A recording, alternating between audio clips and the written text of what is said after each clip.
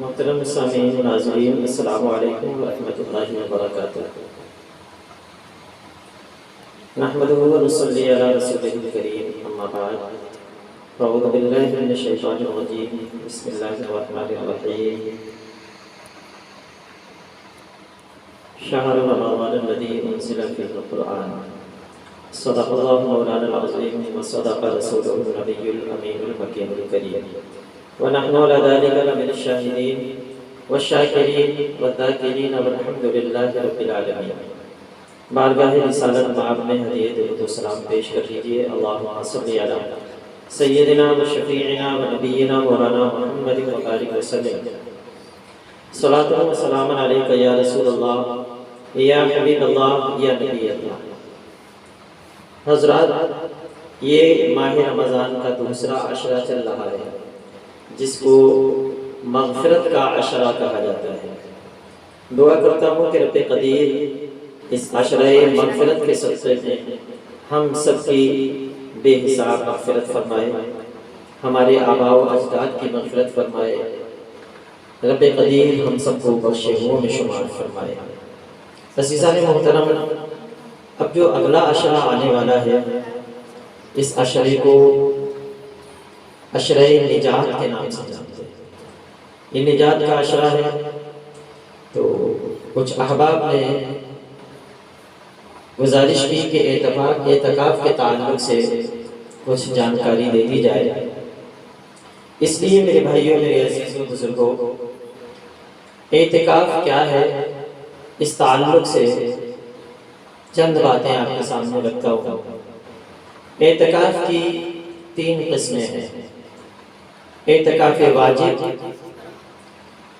ایک اعتکاف سنت مؤکدہ، اور ایک اعتکاف مستحب ہوتا ہے۔ اعتکاف واجب کیا ہے، اعتکاف سنت کیا ہے، اور اعتکاف مستحب کیا ہے؟ اس کی تفصیل یوں ہے کہ اعتکاف واجب اس کو کہتے ہیں کہ اگر کسی نے منت مانی کہ میرا فلاں کام ہو جائے تو میں اتنے دن کا اعتکاف کروں گا یا اتنے دن کا اعتکاف کروں گی، ماں بہنیں اس طرح کا۔ اب وہ کام ہو جانے کے بعد اس اعتکاف کا کرنا واجب ہو جاتا ہے، اس کو اعتکاف واجب کہتے ہیں۔ اور اعتکاف واجب کے لیے روزے کا ہونا بھی شرط ہے۔ مرد لوگ یہ اعتکاف مسجد میں کریں گے، اور خواتین اپنے نماز پڑھنے کی جگہ، جس کو مسجد بیت کہتے ہیں، وہ اپنے گھر کی نماز پڑھنے کی جگہ پر کریں۔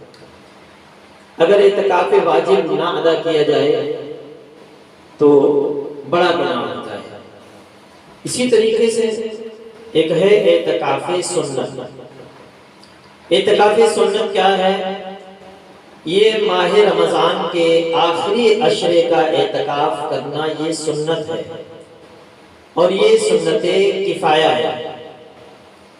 اگر بستی محلے گاؤں میں ایک فرد بھی اگر اعتکاف سنت میں بیٹھ جائے، اعتکاف کر لے، تو سب بری ہو جائیں گے، اور کسی نے بھی نہیں کیا تو پھر سب پکڑے جائیں گے۔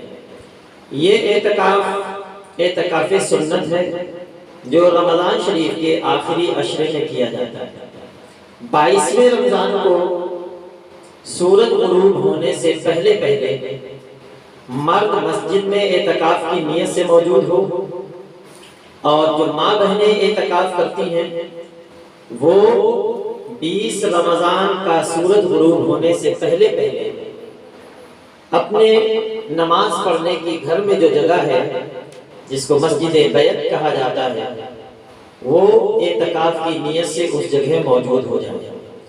اگر 20 تاریخ کو سورج غروب ہو جانے کے بعد نیت کی گئی تو پھر یہ نیت مناسب نہیں ہوگی، اور یہ اعتکاف سنت نہیں ہو پائے گا۔ اس لیے کہ اعتکاف سنت کے لیے جو رمضان کے آخری عشرے میں ہوتا ہے، اس کے لیے 20 رمضان کو سورج غروب ہونے سے پہلے نیت کر لینا ضروری ہے۔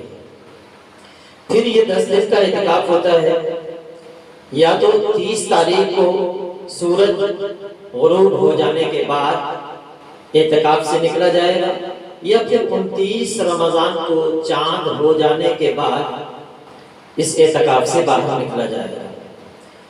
ایک ہے اعتکاف مستحب۔ اچھا، اعتکاف سنت کے لیے بھی روزہ ضروری ہے، جس کے لیے وہی ماہ رمضان کے روزے کافی ہیں، اور ایک ہے اعتکاف مستحب۔ اعتکاف مستحب کے لیے نہ کوئی ٹائم فکس ہے، نہ دن کی قید ہے، نہ وقت کی قید ہے۔ اس کے لیے لمحے بھر کا بھی اعتکاف ہو سکتا ہے، گھنٹے 2 گھنٹے کا اعتکاف بھی ہو سکتا ہے۔ اس میں کیا کرنا ہے کہ جب جب مسجد میں داخل ہو انسان اعتکاف کی نیت کر لے۔ اب جتنی دیر وہ مسجد میں رہے گا اعتکاف کا ثواب پاتا رہے گا، اور جب مسجد سے نکلے گا تو اس کا اعتکاف ختم ہو جائے گا۔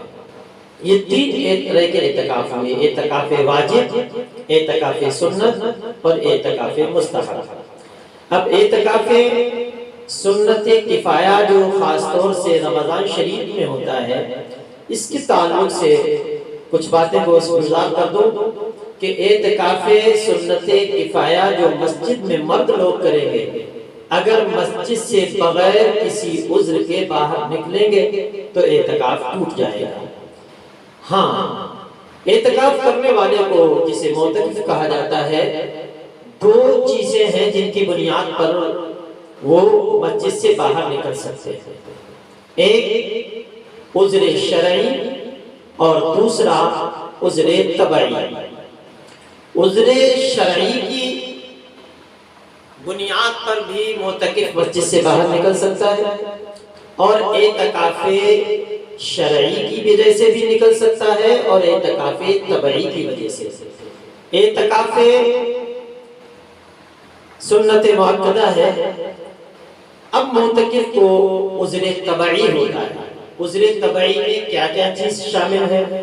جیسے پیشاب، پخانہ، استنجے وغیرہ کے لیے، وضو اور غسل فرض کے لیے مسجد سے باہر نکلنے کی ضرورت پڑی تو معتکف کو باہر جانے کی اجازت ہے، بشرط یہ کہ جتنی دیر میں یہ فارغ ہو جائے فوراً واپس آ کر مسجد میں داخل ہو جائے۔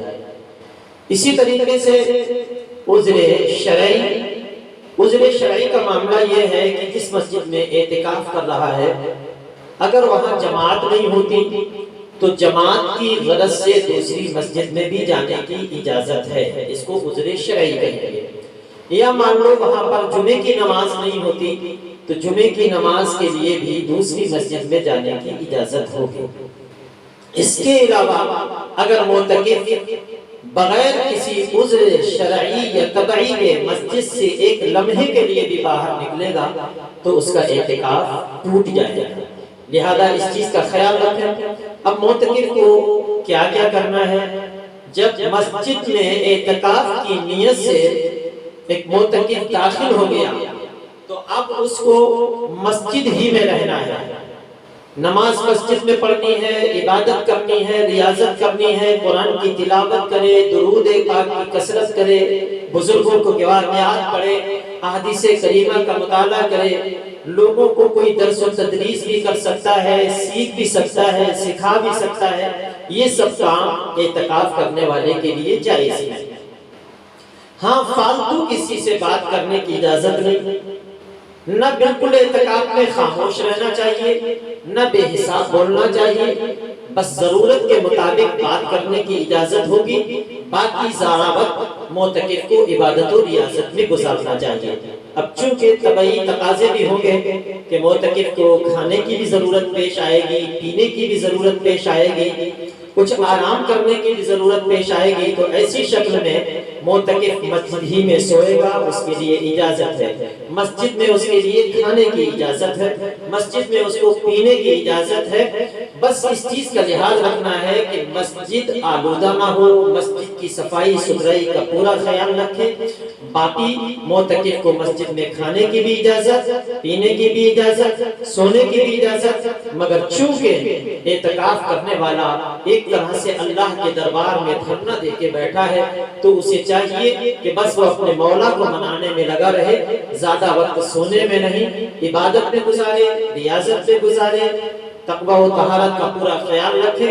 یہی چیزیں معتکف کے لیے ضروری ہے۔ اگر بغیر کسی عذر کے مسجد سے باہر نکلا، چاہے وہ خارج مسجد ہی کیوں نہ ہو، جیسے عموماً وضو خانہ خارج مسجد ہوتا ہے، لیٹرین باتھ روم وغیرہ یہ خارج مسجد ہوتی ہیں، اگر وہاں بھی بغیر عذر کے یوں ہی جا کے بیٹھ گیا تب بھی اعتکاف جاتا رہے گا۔ لہذا اعتکاف کرنے والے اسلامی بھائیوں کو بھی چاہیے کہ مسائل کی جانکاری ضرور حاصل کریں، اور ہماری جو ماں بہنیں اعتکاف کرنا چاہتی ہیں انہیں چاہیے کہ وہ کتب فقہ سے جانکاری حاصل کریں، یا کسی عالم دین یا کسی معلمہ عالمہ کی رہنمائی حاصل کریں۔ اللہ تبارک و تعالی ہم سب کو اعتکاف کی فضیلت کو سمجھنے کی توفیق عطا فرمائے، آمین بجاہ سید المرسلین۔